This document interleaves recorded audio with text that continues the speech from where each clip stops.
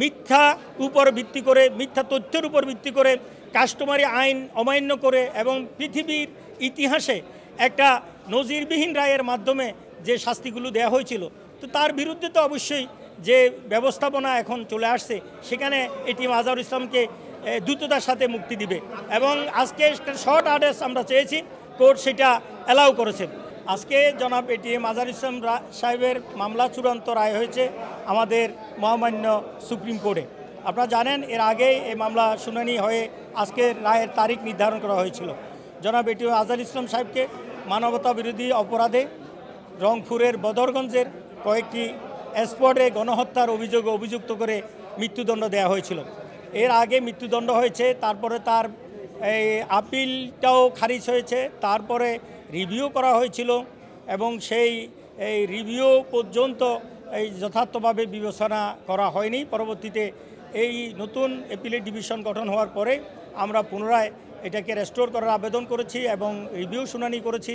সেই রিভিউতে মূলত রিভিউটা অ্যালাউ করে আপিলটা মঞ্জুর করেছিল এবং সেই আপিলের চূড়ান্ত শুনানিতে আজকে জনাব এটিএম আজহারুল ইসলাম সাহেবকে মহামান্য সুপ্রিম কোর্ট খালাস দিয়েছে।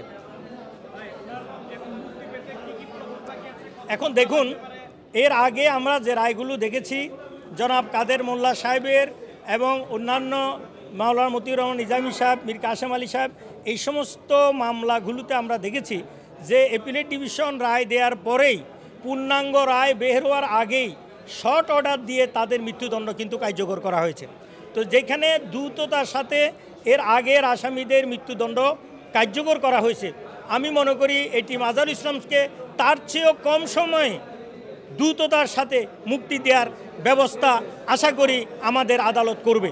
যেহেতু আদালত ইতিমধ্যেই সেই রায়গুলোকে এবং মিথ্যা উপর ভিত্তি করে, মিথ্যা তথ্যের উপর ভিত্তি করে কাস্টমারি আইন অমান্য করে এবং পৃথিবীর ইতিহাসে একটা নজিরবিহীন রায়ের মাধ্যমে যে শাস্তিগুলো দেওয়া হয়েছিল, তো তার বিরুদ্ধে তো অবশ্যই যে ব্যবস্থাপনা এখন চলে আসছে, সেখানে এটিএম আজহারুল ইসলামকে দ্রুততার সাথে মুক্তি দিবে।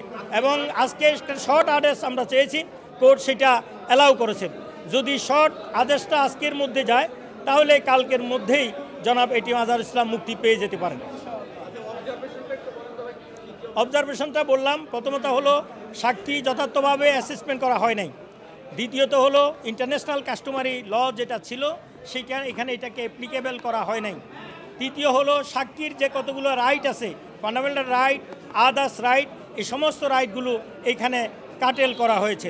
তো এই রায় এই মোটামুটি অবজারভেশনটা এই ছিল যে এটা মূলত সত্যের উপরে মিথ্যাকে চাপিয়ে দিয়ে এই রায়টি দেওয়া হয়েছে, যে রায়ের মাধ্যমে আমাদের ভারত উপমহাদেশের যে ক্রিমিনাল জুরিসপ্রুডেন্সের যেই বিচারিক পদ্ধতি, সেই পদ্ধতিটাকে চেঞ্জ করে দেওয়া হয়েছিল আগের রায়গুলোতে। এই অবজারভেশনটাও মহামান্য অ্যাপিলেট ডিভিশন দিয়েছেন। For more updates, follow us on Facebook, subscribe our YouTube channel, get the latest update on www.daily-sun.com.